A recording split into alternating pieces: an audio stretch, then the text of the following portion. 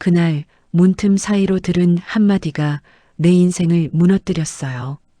병든 아내 곁을 지키는 평범한 하루였죠. 그런데 그날따라 이상하게 마음이 불안했습니다. 방 안에서는 낮은 목소리로 대화가 이어지고 있었어요. 이제는 말해야지. 그 사람도 알 권리가 있잖아. 그 한마디가 내 귀를 때렸습니다. 그 순간 알 수 없는 싸늘한 공기가 집안을 감쌌습니다. 나는 커피잔을 내려놓고 천천히 방 문 쪽으로 다가갔죠. 그리고 그날 이후 내 인생은 완전히 달라졌습니다. 이야기 시작하기 전에 구독과 좋아요, 그리고 알림 설정으로 누구보다 빠르게 사연을 시청할 수 있습니다. 여러분의 구독, 좋아요, 알림 설정이 또 한 번의 이야기를 만듭니다. 그럼 시작하겠습니다. 그날 병원 복도는 유난히 조용했어요. 하얀 벽 사이로 걸어 나오는 의사의 표정에서 이미 답을 알 수 있었습니다. 말기입니다. 그 한마디로 제 세상은 서서히 무너졌죠. 나는 아내의 손을 꼭 잡고 집으로 돌아왔습니다. 그 손은 여전히 따뜻했지만 피부 밑에 뼈마디가 뚜렷하게 느껴졌어요. 집에 도착하자마자 아내는 숨을 고르며 거실을 한참 둘러봤습니다. 마치 평생 살아온 이 집을 마지막으로 눈에 담으려는 사람처럼요. 나는 괜히 창문을 닫고 커튼을 쳤습니다. 바람이 차가웠거든요. 그날 밤 아내는 갑자기 제게 작은 상자를 내밀었습니다. 그 안에는 낡은 녹음기가 들어 있었어요. 당신, 이거 켜줄래요? 나는 무심코 고개를 끄덕였지만 가슴이 묘하게 떨렸습니다. 아내는 고개를 숙이고 버튼을 눌렀습니다. 삑 녹음이 시작되는 소리와 함께 그녀는 낮고 조용한 목소리로 말했죠. 우리 이야기 좀 남겨두자요. 나중에 당신이 혼자 있을 때 듣게. 나는 말없이 고개를 끄덕였지만 그 한마디가 왠지 유언처럼 들렸습니다. 며칠 후 아들은 병문안을 왔습니다. 아들은 의사가 추천한 항암 치료 일정표를 들고 와서 아내에게 설명했어요. 엄마, 아직 늦지 않았어요. 이거 해보자요. 하지만 아내는 고개를 저었습니다. 현수야, 엄마는 이제 치료보다 마음이 먼저야. 아들은 울먹였고 나는 아무 말도 못했습니다. 그저 벽에 걸린 시계 초침 소리가 유난히 크게 들렸어요. 저녁 무렵 이웃 박 여사가 반찬을 들고 찾아왔습니다. 어머님, 요즘 기운이 없어 보여요. 밥은 잘 챙겨 드세요? 아내는 고맙다고 웃으며 이제 밥맛이 좀 돌아오라고 했지만 눈동자는 흔들렸죠. 박 여사는 젊을 땐 참 알콩달콩했잖아요 라며 옛 이야기를 꺼냈습니다. 그 순간 아내는 잠깐 눈을 내리깔고 아무 말도 하지 않았어요. 나는 박 여사 뒤에서 어색하게 미소만 지었습니다. 밤이 깊어지자 아내는 다시 녹음기를 꺼냈습니다. 그녀는 낡은 일기장 한 권을 무릎 위에 올려놓았죠. 표지는 달아 글자가 희미했지만 날짜는 1973년으로 적혀 있었습니다. 이건 내 젊은 날의 흔적이에요. 그때의 나를 당신한테 보여주고 싶어요. 나는 일기장을 바라보다가 잠시 시선을 돌렸습니다. 그녀의 손끝이 떨리고 있었고 눈가에는 이슬 같은 눈물이 맺혀 있었어요. 그날 밤 아내는 첫 녹음을 시작했습니다. 내가 당신을 처음 만났을 때 말이에요. 그날 시장에 비가 많이 왔죠. 그녀의 목소리는 희미하게 떨렸습니다. 나는 녹음기를 사이에 두고 아내를 바라봤어요. 평생 함께 살아왔던 얼굴인데 낯설게 느껴졌습니다. 그녀의 말 한마디 한마디가 제 가슴에 박히는 듯 했죠. 새벽이 되자 아내는 녹음을 멈추고 조용히 숨을 골랐습니다. 오늘은 여기까지요. 내일 또 얘기해요. 그녀는 그렇게 말하고 방 안불을 껐습니다. 어둠 속에서 나는 한참을 깨어 있었습니다. 잠이 오지 않았어요. 이상하게도 오늘 아내의 목소리엔 말할 수 없는 슬픔이 섞여 있었거든요. 그게 단순한 병의 피로 때문인지 아니면 다른 이유 때문인지는 모르겠지만요. 다음날 그녀가 무슨 이야기를 할지 왠지 두려웠습니다. 아침 햇살이 커튼 사이로 스며들 때 아내는 이미 녹음기를 손에 들고 있었어요. 밤새 한숨도 못 잔 얼굴이었지만 표정은 이상하게도 단단해 보였죠. 나는 커피를 내리며 아무 말도 하지 않았습니다. 그녀가 무슨 이야기를 꺼낼지 알 수 없었거든요. 아내는 마이크를 향해 천천히 숨을 들이켰습니다. 그땐 시장에서 옷가게를 하던 때였어요. 하루하루 버티던 시절이죠. 그녀의 목소리는 담담했지만 손가락이 미세하게 떨리고 있었습니다. 나는 커피를 내려놓고 의자에 앉았습니다. 그녀가 말하는 과거 속에서 나는 이미 존재하지 않는 남자처럼 느껴졌어요. 녹음기 불빛만 깜빡이며 공기 속을 가르고 있었습니다. 아내는 젊은 시절의 이야기를 이어갔습니다. 비가 오던 날 가게 문을 닫으려는데 누가 우산을 씌워줬어요. 그때 참 따뜻했죠. 나는 그 장면을 상상하려 했지만 마음이 불편했습니다. 그녀의 눈동자가 순간 멀리 아주 먼 곳을 향했거든요. 그 따뜻한 사람이 나였는지 아닌지 묻고 싶었지만 입이 떨어지지 않았습니다. 잠시 후 아내는 녹음을 멈추더니 일기장을 펼쳤습니다. 손끝으로 오래된 페이지를 넘기다 한 부분에서 멈췄어요. 거기엔 그 사람의 손이 참 따뜻했다는 문장이 적혀 있었습니다. 나는 무심코 그 문장을 따라 읽었지만 목이 꽉 막히는 기분이었어요. 아내는 일기장을 덮고 말없이 거실 창문을 열었습니다. 차가운 바람이 불어와 커튼이 흔들렸죠. 점심 무렵 아들은 도시락을 들고 왔습니다. 엄마, 오늘은 병원 안 가세요? 아내는 미소를 지으며 조금만 쉬었다 갈게요라고 대답했습니다. 아들은 걱정스러운 눈으로 저를 바라봤지만 저는 시선을 피했습니다. 그의 얼굴에 비친 그림자가 마음을 더 무겁게 만들었어요. 아내는 아들이 나간 뒤 창밖을 바라보며 조용히 속삭였습니다. 현수는 여전히 착하네요. 당신을 닮았어요. 그날 밤 나는 잠을 이루지 못했습니다. 아내는 방 안에서 또다시 일기장을 펼치고 있었습니다. 조용히 다가가 보니 그녀가 한 장의 종이를 찢어 불 속에 넣고 있었어요. 나는 놀라서 그건 뭐예요? 라고 물었지만 아내는 고개를 저었습니다. 그냥 오래된 이야기예요. 이제 불필요하죠. 불길이 흔들리며 종이 가장자리를 삼켰습니다. 불빛에 비친 아내의 얼굴은 이상하게도 후련해 보였어요. 그날 이후 아내의 행동이 조금씩 달라졌습니다. 식사 중에도 멍하니 공중을 바라보거나 녹음기를 만지작거렸죠. 밤마다 일기장 옆에 편지를 써두었다가 아침엔 사라져 있었습니다. 나는 그 편지들이 어디로 갔는지 묻지 않았어요. 묻는 순간 뭔가 무너질 것 같았거든요. 며칠 후 우체부가 편지를 한 통 놓고 갔습니다. 보낸 사람 칸엔 윤미자라고 적혀 있었습니다. 오랜 친구의 이름이었죠.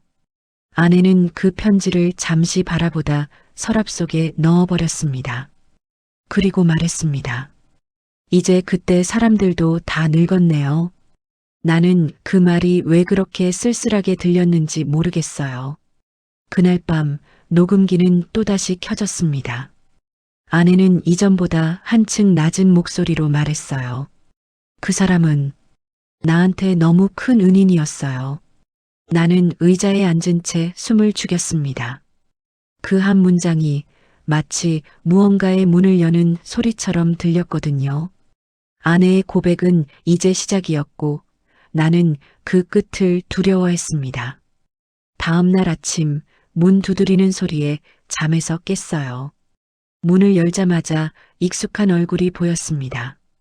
아내의 오랜 친구 윤미자 씨였습니다. 젊은 시절부터 함께 장사하고 함께 울던 그 시절의 유일한 친구였죠. 그녀는 손에 과일 바구니를 들고 있었고 표정이 어딘가 불안해 보였습니다. 순자야, 오늘은 좀 괜찮아? 아내는 미소를 지었지만 그 미소엔 힘이 없었어요. 나는 두 사람의 대화를 방해하지 않으려 거실로 나왔습니다. 커피를 내리며 귀를 기울이자 방문 틈 사이로 낮은 속삭임이 들렸어요. 이제는 말해야지. 그 사람도 알 권리가 있잖아. 순자는 대답하지 않았습니다.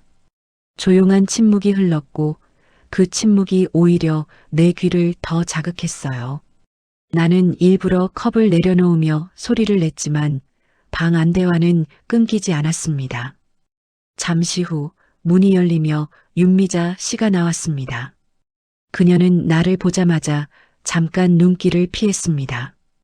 형부, 순자 몸이 많이 약해요. 너무 혼자 두지 마세요. 그 말이 평범한 걱정처럼 들렸지만 그 안엔 묘한 긴장감이 숨어 있었죠. 그녀가 떠난 뒤 나는 아내에게 물었습니다. 무슨 이야기했어요? 아내는 웃으며 고개를 저었습니다. 별거 아니에요. 그냥 옛날 얘기요. 하지만 눈동자는 거짓말을 하고 있었어요. 그날 이후 나는 불안해서 녹음기를 몰래 다시 듣기 시작했습니다. 녹음 파일엔 어젯밤의 말들이 담겨 있었죠. 그 사람은 당신을 살렸어요. 그 한 문장을 듣는 순간 손끝이 차갑게 식어갔습니다. 도대체 무슨 뜻인지 어떤 사람을 말하는 건지 모르겠지만 그 말은 내 마음을 흔들었어요. 나는 곧장 녹음기를 멈추고 거실을 서성였습니다. 아내는 방 안에서 잠든 듯 조용했습니다. 다음 날 아침 출근 준비를 하던 아들이 제게 물었어요. 아버지, 엄마 요즘 좀 이상하지 않아요? 나는 대답하지 못했습니다. 입을 열면 무언가 돌이킬 수 없는 말을 할 것 같았거든요. 아무 일 없을 거야. 그렇게만 말했죠. 그러자 아들은 씁쓸한 표정을 지었습니다. 그 아이는 이미 느끼고 있었던 것 같습니다. 우리 집안에 뭔가 숨겨진 게 있다는 걸요. 그날 오후 아내는 다시 녹음을 이어갔습니다. 이번엔 목소리가 더 낮고 느렸어요. 그때 당신은 병원에 있었죠. 사고로 많이 다쳤을 때요. 나는 녹음기 앞에서 숨을 삼켰습니다. 그 사고는 잊을 수 없었거든요. 공사장에서 떨어져 갈비뼈가 부러지고 피를 토하며 실려갔던 날이었습니다. 아내는 말을 이어갔습니다. 그때 내가 한 선택이 우리 인생을 바꿔버렸어요. 그녀는 그 말만 남기고 녹음을 멈췄습니다. 그리고 고개를 숙인 채 손끝을 모았습니다. 나는 도저히 참지 못하고 물었습니다. 무슨 선택이에요? 무슨 얘기를 하려는 거요? 하지만 아내는 대답하지 않았어요. 그저 작은 미소를 짓더니 내일 얘기해요. 오늘은 힘들어요. 라고만 말했죠. 그날 밤 나는 잠을 이루지 못했습니다. 눈을 감으면 그 사람은 당신을 살렸어요 라는 말이 귓가에 맴돌았습니다. 다음 날 나는 충동적으로 윤미자 씨를 찾아갔어요. 아내의 과거를 아는 유일한 사람이라 생각했거든요. 하지만 그녀의 집은 문이 잠겨 있었고 창문 커튼이 닫혀 있었습니다. 이웃에게 물으니 며칠 전부터 안 보였어요. 어디 여행 간다던데요 라는 말만 들었습니다. 그날 집으로 돌아오는 길 머릿속이 복잡했어요. 모든 게 이상했습니다. 아내의 말, 친구의 실종, 그리고 50년 전의 누군가. 그 모든 조각이 하나로 이어질 듯 하면서도 끝내 닿지 않았습니다. 그리고 그날 밤 나는 처음으로 두려웠습니다. 내가 모르는 진실이 너무 오래, 너무 깊게 숨겨져 있었다는 사실이요. 그날 아침 아내는 여느 때처럼 평온한 얼굴로 식탁에 앉아 있었습니다. 하지만 내 마음은 그 평온함이 오히려 두려웠어요. 그녀가 무엇을 숨기고 있는지 이제는 알아야겠다는 생각뿐이었습니다. 식사를 마치고 아내가 잠시 낮잠에 들자 나는 조용히 안방으로 들어갔습니다. 서랍장을 열고 일기장을 꺼냈습니다. 일기장은 낡았지만 매 페이지마다 또박또박한 글씨로 기록돼 있었습니다. 그녀의 젊은 날, 시장에서 일하던 이야기들, 나와의 결혼식 준비, 첫 임신 소식까지 모든 게 따뜻한 기억이었는데 한 페이지에서 글씨가 달라졌어요. 급하게 쓴 듯 삐뚤어진 글씨로 박재우라는 이름이 적혀 있었죠. 그 이름을 보는 순간 심장이 멎는 듯 했습니다. 나는 그 이름을 수첩에 옮겨 적었습니다. 그리고 오래된 주소록을 뒤졌죠. 전화번호부에서 같은 이름을 찾는데 꼬박 1시간을 썼습니다. 결국 예전 우리가 살던 동네 근처의 병원 기록에서 같은 이름을 발견했습니다. 나는 떨리는 손으로 병원 번호를 눌렀어요. 박재호 씨요? 그분 환자 기록이 아직 있나요? 잠시 침묵이 흐른 뒤 직원이 대답했습니다. 그분은 오래전에 돌아가셨습니다. 유족 연락처도 없네요. 그 말이 끝나자마자 머리가 멍해졌습니다. 돌아가셨다니 그러면 이제 아무에게도 들을 수 없다는 뜻이겠죠. 나는 휴대폰을 쥔 손에 힘이 들어갔습니다. 병원 근처 카페에서 잠시 멍하니 앉아 있었습니다. 창밖에는 봄비가 내리고 있었어요. 커피잔을 만지작거리다 주머니에서 낡은 사진 한 장을 꺼냈습니다. 사진 속 젊은 아내가 환하게 웃고 있었고 그 옆에 한 남자가 서 있었습니다. 그 남자의 얼굴은 희미하게 흐릿했지만 분명 낯선 사람이었어요. 그때 기억이 스쳐 지나갔습니다. 결혼 전 아내가 갑자기 사라졌던 일주일. 그때 나는 병원에서 치료 중이었고 그녀는 이유를 말하지 않았습니다. 나는 단 한 번도 묻지 않았어요. 사랑하는 사람에게는 비밀이 있을 수도 있다고 그렇게 믿었으니까요. 하지만 지금은 아니었습니다. 그 비밀이 우리 인생의 절반을 지배하고 있었음을 이제야 알게 되었죠. 집으로 돌아왔을 때 아내는 거실 소파에 앉아 있었습니다. 녹음기를 앞에 두고 가만히 창밖을 바라보고 있었어요. 그녀가 내 발소리를 듣자 천천히 고개를 돌렸습니다. 당신 병원 다녀왔죠? 그 말에 심장이 쿵 내려앉았습니다. 나는 아무 대답도 하지 못했습니다. 그녀는 내 얼굴을 바라보다가 조용히 말했어요. 이제 당신도 다 알겠죠. 그 순간 내 손끝에서 담배가 떨어졌습니다. 연기가 허공을 맴돌며 천천히 사라졌어요. 입안이 바짝 말랐습니다. 그 사람 박재우 누구요? 내가 겨우 말을 꺼냈을 때 아내는 잠시 눈을 감았습니다. 그리고 떨리는 목소리로 말했습니다. 그 아이는 당신의 아들이 아니에요. 그 말이 공기 속에 퍼지며 집안이 정적에 잠겼습니다. 냉장고 돌아가는 소리, 시계 초침, 바람 소리까지 전부 멎은 듯 했어요. 나는 아내를 바라봤지만 눈물이 앞을 가렸습니다. 무엇이 진실이고 무엇이 거짓인지 분간이 안 됐습니다. 아내는 손으로 얼굴을 가리고 울었습니다. 나는 아무 말도 하지 못하고 뒷문으로 걸어 나왔습니다. 집 밖 공기는 유난히 차가웠어요. 손에 쥔 낡은 사진이 바람에 흔들렸습니다. 사진 속 젊은 두 사람의 웃음이 비틀려 보였어요.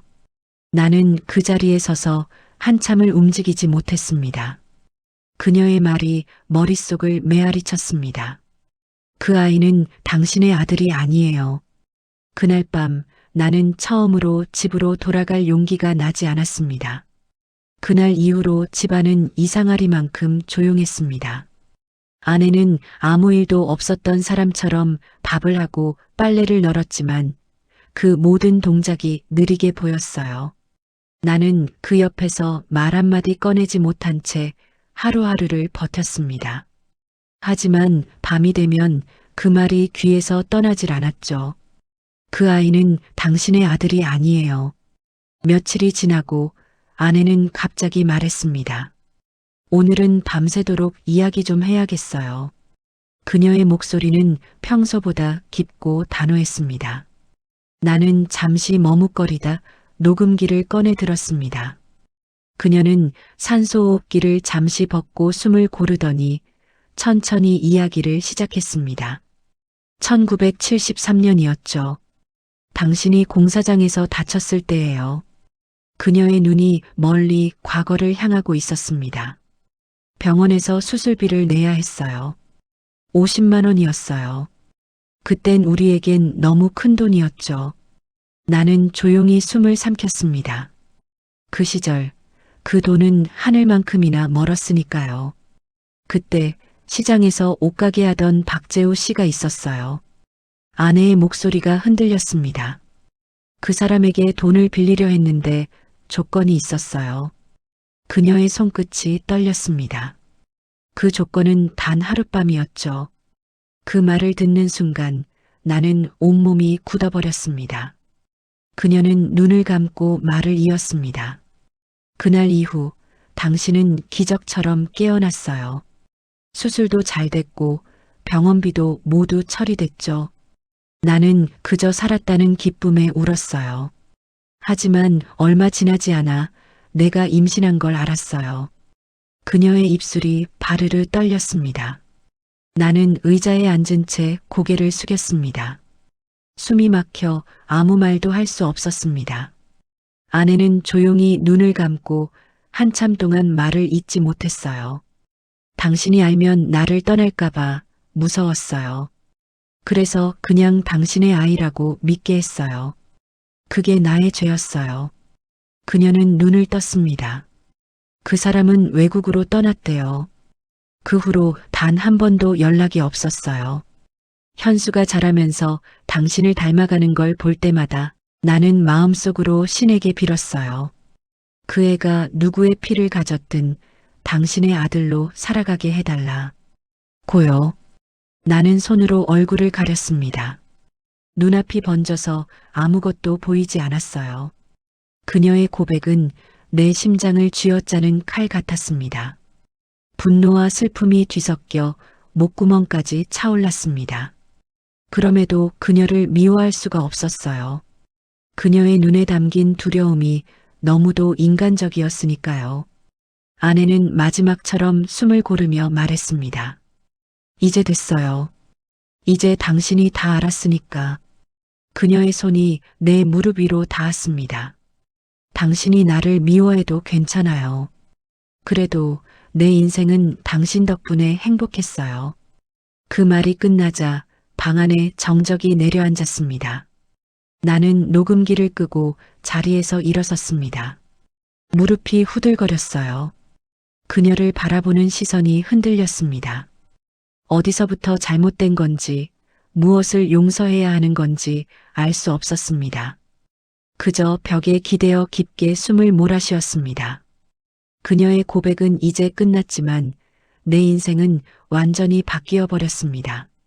그리고 그날 밤 나는 조용히 집을 나섰습니다. 거리의 공기가 차가웠고 어딘가에서 종소리가 울렸습니다. 그때 느꼈어요. 이제 우리 둘의 시간은 끝났다는 걸요. 집을 나온 지 며칠째였어요. 밤마다 술로 시간을 버티며 아무데나 머물렀습니다.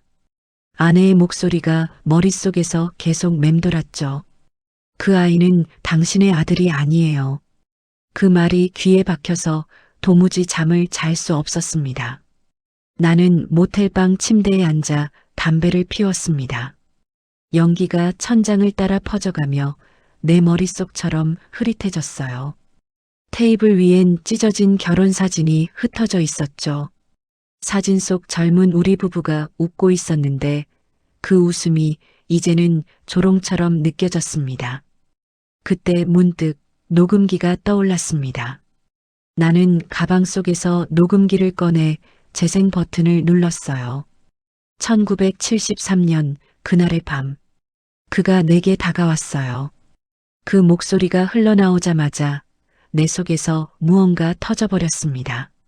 소리를 지를 수도 울 수도 없었습니다. 그냥 녹음기를 벽에 던졌죠. 플라스틱이 깨지는 소리와 함께 방 안이 고요해졌습니다.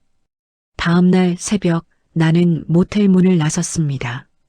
몸은 술 냄새로 범벅이었고 머릿속은 텅 비어 있었습니다. 도시의 가로등 불빛이 흐릿하게 번졌어요. 길가에 앉아있던 노숙자가 나를 힐끗 보더니 괜찮으세요? 하고 물었습니다. 나는 대답 대신 고개만 끄덕였습니다. 그 사람의 눈빛이 어쩐지 따뜻했어요. 오히려 그 낯선 이의 말 한마디에 눈물이 날 뻔했습니다. 아침 무렵 나는 시장 골목으로 발걸음을 옮겼습니다. 거긴 우리가 젊은 시절 함께 살던 곳이었죠. 가게들이 하나둘 문을 열고 있었고 어딘가에서 된장 냄새가 흘러나왔습니다. 그때 낡은 노점대 뒤에서 한 노인이 나를 불렀어요. 어이, 김정우 아니야? 얼굴을 들어보니 예전에 함께 일하던 동료 김영철이었습니다. 어쩐 일이야, 이 시간에 여기서? 나는 대답 대신 고개를 숙였어요. 그는 잠시 나를 바라보다가 한숨을 쉬었습니다. 순자 소식 들었어. 몸이 많이 안 좋다면서. 집에 가야지. 이러면 안 되지. 나는 아무 말도 하지 않았습니다. 그는 내 어깨를 툭 치며 이어 말했어요. 옛날에 내가 나한테 했던 말 기억나냐? 사람은 미운 놈도 사랑한 사람도 결국은 그리워진다고. 그 말이 내 가슴을 쳤습니다. 그가 건넨 따뜻한 국물 한 모금이 눈물처럼 삼켜졌어요. 나는 자리에서 일어나 집에 가야겠네라고 중얼거렸습니다. 김영철은 미소를 지으며 그래, 그게 사람 사는 거야라고 답했죠. 그 말을 뒤로하고 나는 천천히 걸음을 옮겼습니다. 집에 도착했을 때 문이 반쯤 열려 있었습니다. 아내는 침대 위에 누워 있었고 얼굴이 잿빛이었어요. 그녀는 나를 보자마자 겨우 미소를 지었습니다. 돌아왔군요. 그 한마디에 가슴이 쪼개지는 듯 했습니다. 나는 아무 말 없이 그녀 곁으로 다가가 손을 잡았습니다. 손끝이 차가웠어요. 병원에 가야 해요. 더 늦기 전에. 그녀는 고개를 저었습니다. 하지만 나는 들은 척도 하지 않았어요. 그녀를 이불째 안아들고 차에 태웠습니다. 병원 복도에서 의사와 간호사들이 분주히 움직였죠. 나는 복도 끝 의자에 앉아 고개를 숙였습니다. 그제야 알겠더군요. 내가 잃은 건 진실이 아니라 함께한 시간이라는 걸요. 잠시 뒤 간호사가 다가와 말했습니다.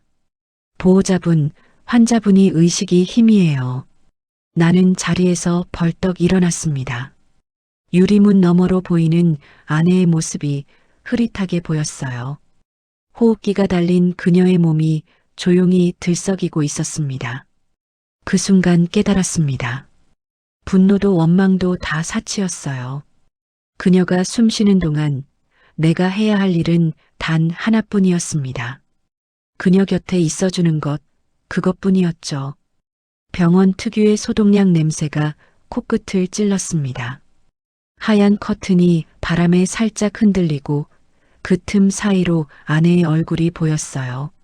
창백하고 여윈 얼굴이었지만 여전히 제게는 가장 익숙한 사람이었습니다. 의사는 조용히 다가와 말했습니다. 이제 많이 약해지셨어요. 가족분께서 곁에 계세요. 그 말에 나는 고개를 끄덕였지만 가슴이 쿵 내려앉았습니다. 아내의 손을 잡았는데 손끝이 얼음처럼 차가웠습니다. 그녀는 힘겹게 눈을 떴고 나를 바라봤어요. 입술이 말라붙어 있었지만 미소를 지으려 애썼습니다. 나는 아무 말도 하지 못했습니다. 그저 괜찮아요, 괜찮아요라며 손등을 쓰다듬었죠.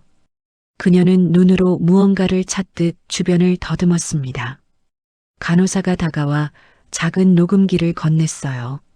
환자분께서 남편분께 이걸 전해달라고 하셨어요. 나는 그것을 받아들고 가슴께에 꽉 쥐었습니다. 그녀는 힘없이 고개를 끄덕이며 제 손을 향해 눈을 돌렸습니다. 나는 녹음기의 재생 버튼을 눌렀습니다. 낯익은 삐익 소리와 함께 그녀의 목소리가 병실 안을 가득 채웠습니다. 당신이 없었다면 나는 아무 의미 없는 인생이었어요. 그 말이 스피커에서 흘러나오는 순간 심장이 철렁 내려앉았어요. 그녀는 눈을 감은 채 그 소리를 듣고 있었습니다. 당신이 화를 내도 괜찮아요. 그래도 당신이 내 전부였어요. 그 목소리가 점점 작아지며 울리더니 녹음이 끝났습니다. 나는 손을 떨며 재생 버튼을 끄고 그녀의 손을 다시 잡았습니다. 이제 다 들었어요. 내 목소리가 떨렸습니다. 그녀는 힘겹게 눈을 떴고 입술이 살짝 움직였죠. 정호 씨, 그 짧은 부름 한마디가 내 가슴을 찔렀습니다. 나는 고개를 끄덕이며 속삭였어요. 나 여기 있어요. 괜찮아요. 당신, 이제 편히 쉬어요. 그녀는 고개를 살짝 끄덕이더니 미세하게 웃었습니다. 눈가에 주름이 잡혔고 그 주름 사이로 평생의 세월이 스쳐 지나가는 듯 했어요. 그녀의 눈빛이 천천히 흐려졌습니다. 나는 그 눈빛이 꺼져가는 걸 보며 숨을 삼켰습니다. 순자야, 기다려요. 나 아직 준비가 안 됐어요. 하지만 그 말은 그녀에게 닿지 않았죠. 심장 모니터의 삐 소리가 길게 울려 퍼졌습니다. 간호사들이 뛰어와 그녀의 몸을 감싸고 기계를 점검했습니다. 의사가 고개를 저으며 손등 위에 흰 천을 덮었습니다. 그 순간 세상의 소리가 전부 멈춘 것 같았어요. 나는 그 자리에 주저앉았습니다. 손끝이 시렸고 눈물이 앞을 가렸습니다. 하지만 울음은 나오지 않았어요. 그저 머릿속이 새하얘졌습니다. 복도 밖에서 발소리가 들렸습니다. 아들 현수가 숨을 헐떡이며 달려왔어요. 아버지, 엄마는요? 나는 대답 대신 고개를 숙였습니다. 그는 내 옆에 앉아 어깨를 감싸 안았습니다. 그 손길이 따뜻했어요. 그 온기가 오히려 더 슬펐습니다. 간호사가 조용히 말했다. 시간 되시면 정리하러 오세요. 나는 천천히 자리에서 일어났습니다. 아내의 얼굴 위 천을 살며시 걷고 이마에 입을 맞췄습니다. 피부가 식어 있었지만 그 순간만큼은 살아있을 때처럼 느껴졌어요. 이제 편히 가요. 나중에 만나면 그때 미소 지어요. 그 말이 병실 공기 속에 남아 잔잔히 흩어졌습니다. 병실 문을 닫고 복도에 나섰을 때 창문 밖으로 노을이 지고 있었습니다. 붉은 빛이 길게 복도를 덮었어요. 나는 녹음기를 손에 꼭 쥔 채 걸음을 멈췄습니다. 주머니 속에서 녹음기의 차가운 금속 감촉이 느껴졌습니다. 그녀의 목소리가 아직도 남아있는 듯 했죠. 당신이 내 전부였어요. 그 한마디가 가슴 속에서 되살아났습니다. 그리고 그 순간 내 눈에서 처음으로 눈물이 흘렀어요. 장례식장은 새벽부터 습한 공기에 잠겨 있었습니다. 검은 상복을 입은 사람들의 발소리가 복도에 가득 메아리 쳤어요. 향 냄새가 코끝을 찌르고 촛불은 바람결에 가늘게 흔들렸습니다. 나는 영정사진 앞에 서서 한참을 바라봤습니다. 사진 속 아내는 평생 보던 그 미소로 서 있었습니다. 이제는 그 미소가 영원히 멈춰버렸다는 사실이 믿기지 않았습니다. 조문객들이 하나둘 들어왔습니다. 이웃방 여사가 손수건으로 눈가를 훔치며 제게 다가왔어요. 정호 씨 평생 참 알뜰하고 착하게 사신 분이었는데 어쩌다 이렇게 가시나? 나는 고개만 끄덕였습니다. 가슴이 꽉 막혀 말을 할 수가 없었어요. 뒤이어 윤미자 씨도 조심스럽게 문을 열고 들어왔습니다. 며칠 전부터 자취를 감췄던 그녀였죠. 그녀의 눈은 붉게 부어 있었고 손에는 하얀 국화 한 송이가 들려 있었습니다. 윤미자 씨는 영정 앞에 꽃을 내려놓으며 오랫동안 고개를 숙였습니다. 그녀의 어깨가 미세하게 떨리고 있었어요. 나는 조용히 다가가 물었습니다. 당신 그때부터 다 알고 있었죠? 그녀는 고개를 들지 않고 짧게 대답했습니다. 언젠간 말하려 했어요. 하지만 순자가 원하지 않았어요. 그 목소리엔 후회와 슬픔이 섞여 있었습니다. 나는 더 이상 묻지 않았습니다. 그녀도 나도 이미 너무 늦어버린 사람들이었으니까요. 한참 뒤 아들이 다가와 제 어깨를 붙잡았습니다. 아버지, 식장 좀 쉬세요. 사람들이 다녀가셨으니까요. 나는 고개를 저었습니다. 괜찮다. 조금만 더 있을게. 아들은 잠시 나를 바라보다가 말없이 나갔습니다. 그가 문 밖으로 사라진 뒤 식장 안에는 나와 초 몇 개만이 남았습니다. 촛불이 바람에 깜빡이며 그림자를 길게 늘어뜨렸습니다. 나는 영정사진 앞 의자에 천천히 앉았습니다. 손에 든 녹음기를 꺼내 조심스레 쥐었어요. 그 안엔 아직 아내의 목소리가 남아 있었습니다. 재생 버튼을 누르려다 멈췄습니다. 지금 이 순간엔 그 목소리조차 견딜 자신이 없었거든요. 대신 조용히 눈을 감고 속삭였습니다. 순자야, 나 아직 너한테 화가 나 있긴 해. 그런데 이상하게 미워지지가 않네. 장례가 끝난 뒤 사람들은 흩어졌습니다. 흑백 리본이 바람에 날리며 허공을 스쳤어요. 나는 아들과 함께 마지막으로 조문장을 정리했습니다.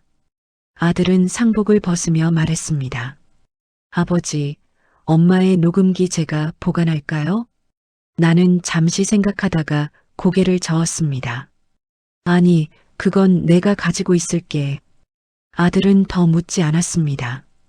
그저 조용히 나를 바라보다가 그래요, 아버지. 하고 말했죠. 밤이 깊어질수록 장례식장은 텅 비어갔습니다. 나는 마지막 촛불 하나를 붙들고 서 있었습니다. 그 불빛이 아내의 얼굴을 비추는 것 같았어요. 사진 속 그녀는 여전히 환하게 웃고 있었습니다. 당신은 항상 그렇게 웃었지요. 마지막까지도. 내 목소리가 공기 중에 섞여 희미하게 퍼졌습니다. 그 미소를 다시 볼 수 없다는 사실이 그제야 현실로 다가왔습니다. 촛불이 다 타들어가고 연기가 하늘로 올라갔습니다. 나는 두 손을 모아 절을 올렸어요. 고생했어요, 순자 씨. 이제 아프지 말고 편히 쉬어요. 그 말을 남기고 천천히 자리를 떠났습니다. 복도를 따라 걸을 때 내 발걸음이 이상하게 가벼웠습니다. 하지만 가벼움 속에는 설명할 수 없는 허무가 섞여 있었어요. 바깥 공기가 스며들며 내 뺨을 스쳤습니다.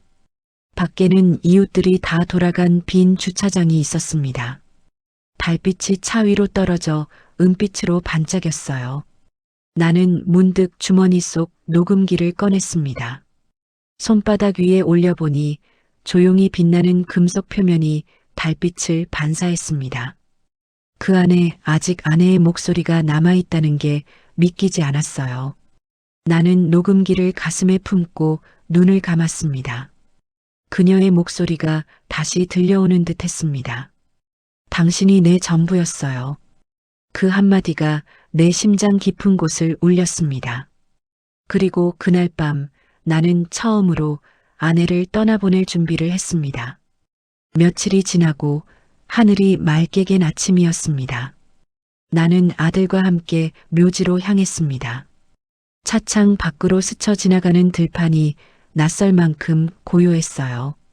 길가에 핀 들꽃들이 흔들렸고 바람이 가볍게 불었습니다. 묘소에 도착하자 흙냄새가 진하게 올라왔습니다. 아들은 손에 화환을 들고 묵묵히 앞장섰습니다. 나는 천천히 그의 뒤를 따랐어요. 무덤 위에는 아직 새 흙의 기운이 남아 있었고 작은 이름표에 이순자라는 글자가 선명했습니다. 그 글자를 보는 순간 숨이 막혔어요. 아내의 이름이 돌에 새겨져 있다는 사실이 아직도 실감이 나지 않았습니다. 우리는 함께 절을 올렸습니다. 아들은 낮게 중얼거렸어요. 엄마, 이제 편히 쉬어요. 저희 잘 지낼게요. 나는 그 말 뒤에서 조용히 고개를 숙였습니다. 눈물이 떨어질까봐 입술을 꽉 깨물었어요. 하지만 마음속에서는 온갖 말들이 뒤섞여 떠올랐습니다. 순자 씨, 당신 참 미운 사람이에요. 나한테 그렇게 큰 고통을 주고 이렇게 먼저 가버리면 나는 어떡하란 말이에요. 속으로 그렇게 중얼거렸지만 목소리는 나오지 않았습니다. 그저 무덤 앞에 무릎을 꿇고 손끝으로 흙을 만졌어요. 그 흙 속에 아직 그녀의 온기가 남아있는 것 같았죠. 햇살이 묘비 위로 비추며 이름을 따뜻하게 감싸고 있었습니다. 잠시 후 아들이 제게 물었습니다. 아버지, 이제 괜찮으시죠? 나는 고개를 들었습니다. 괜찮다, 이젠 괜찮다. 그 말이 입 밖으로 나오는데 오래 걸렸어요. 그제야 아들은 안도한 듯 미소를 지었습니다. 그 얼굴에서 어릴 적 모습이 겹쳐졌습니다. 그때 갑자기 마음속에 어떤 결심이 생겼습니다. 이 아이에게 진실을 말할까 아니면 묻어둘까? 하지만 손에 쥔 흙을 바라보는 순간 답을 알 수 있었어요. 이제는 누가 누구의 피를 이어받았는지가 중요하지 않았습니다. 피보다 진하게 남은 세월이 우리를 가족으로 만들었으니까요. 나는 아들을 바라보며 어깨를 두드렸습니다. 현수야, 엄마한테 효도 많이 했잖아. 그게 다면 된 거야. 아들은 고개를 끄덕였습니다. 그의 눈가에도 눈물이 맺혀 있었지만 숨기려 애쓰는 모습이 내 젊은 날의 나와 닮아 있었습니다. 세월은 그렇게 돌고 도는구나 싶었어요. 묘지 위에 화환을 올리고 나서 우리는 한참 동안 그 자리를 떠나지 못했습니다. 바람이 불어 나뭇잎이 흔들렸고 새 한 마리가 하늘로 날아올랐습니다. 나는 그 하늘을 바라보다가 주머니에서 녹음기를 꺼냈어요. 재생 버튼을 눌렀습니다. 당신이 내 전부였어요. 그 목소리가 산속의 바람과 섞여 울려 퍼졌습니다. 아들은 고개를 들어 하늘을 바라봤고 나도 그와 함께 바라봤습니다. 그 순간 내 마음속에서 묘한 평온이 스며들었어요. 분노와 후회가 서서히 사라지고 오직 고마움만이 남았습니다. 그녀는 떠났지만 여전히 내 안에서 살아 있었어요. 나는 무덤 앞에 마지막으로 속삭였습니다. 그 애는 내 아들이야. 그리고 너는 내 여자였어. 그 말을 마치자 바람이 살짝 불며 내 어깨를 스쳤습니다. 그녀가 듣고 있는 것 같았어요. 그날 나는 처음으로 그녀를 완전히 놓아줄 수 있었습니다. 계절이 바뀌고 어느새 봄이 찾아왔습니다. 아내를 떠나보낸 지 석 달이 지났지만 집안 곳곳엔 여전히 그녀의 흔적이 남아 있었어요. 거실 커튼의 주름, 부엌의 작은 찻잔, 서랍 속 낡은 앞치마까지 하나하나가 나를 멈춰 세웠습니다. 하지만 이제 그 모든 것이 슬픔이 아니라 조용한 동행처럼 느껴졌습니다. 나는 매주 화요일마다 복지관에 갑니다. 아내가 생전에 자주 가던 그곳이죠. 어르신들 밥을 푸고 말벗이 되어주는 일을 하고 있습니다. 김어르신, 오늘도 일찍 오셨네요. 복지관 직원의 인사에 나는 웃으며 고개를 끄덕입니다. 집에 있으면 더 외로워서요. 여기 오면 사람 냄새가 나잖아요. 그 말이 진심이었습니다. 누군가와 하루를 함께 나눈다는 게 얼마나 고마운 일인지 이제야 알겠거든요. 봉사를 마치고 돌아오는 길이면 늘 시장을 들릅니다. 그곳은 여전히 소란스럽고 냄새로 가득 차 있죠. 파는 사람들의 목소리, 튀김 기름 냄새, 사람들의 웃음소리. 그 속에 서 있으면 젊은 시절의 내가 보입니다. 아내와 손잡고 장을 보던 그때의 기억이 문득 코끝을 스칩니다. 나는 무심코 하늘을 올려다봅니다.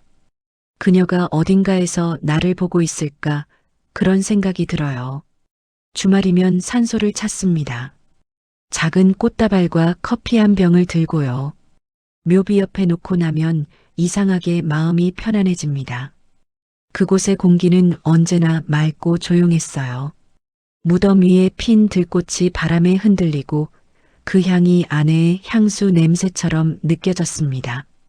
나는 무릎을 꿇고 묘비를 쓰다듬습니다. 순자 씨, 오늘도 왔어요. 요즘 현수 녀석 잘 지내요. 그녀가 대답하진 않지만 묘하게 바람이 불어와 내 손등을 스쳐갑니다. 아들은 자주 전화를 겁니다. 아버지, 오늘 저녁 같이 드실래요? 나는 늘 같은 대답을 합니다. 괜찮다, 나 잘 지낸다.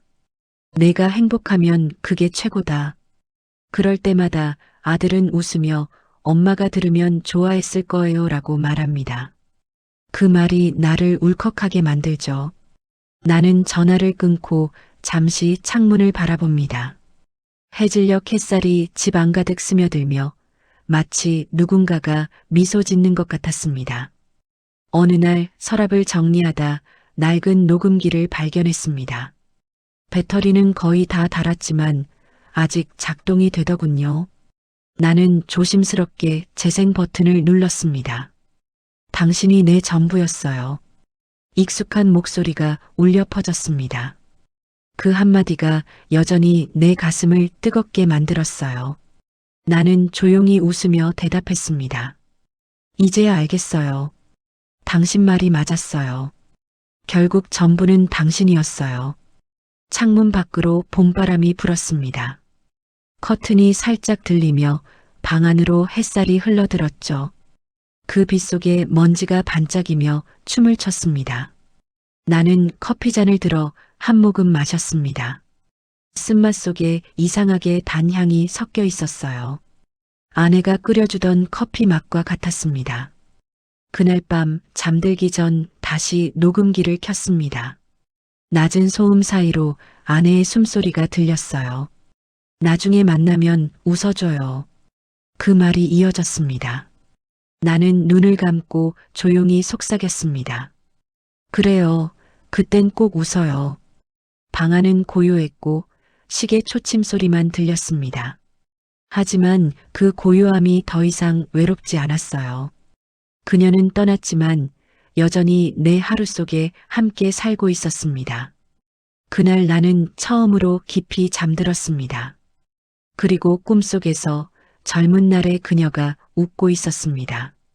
그 웃음이 내게 마지막 인사처럼 느껴졌습니다.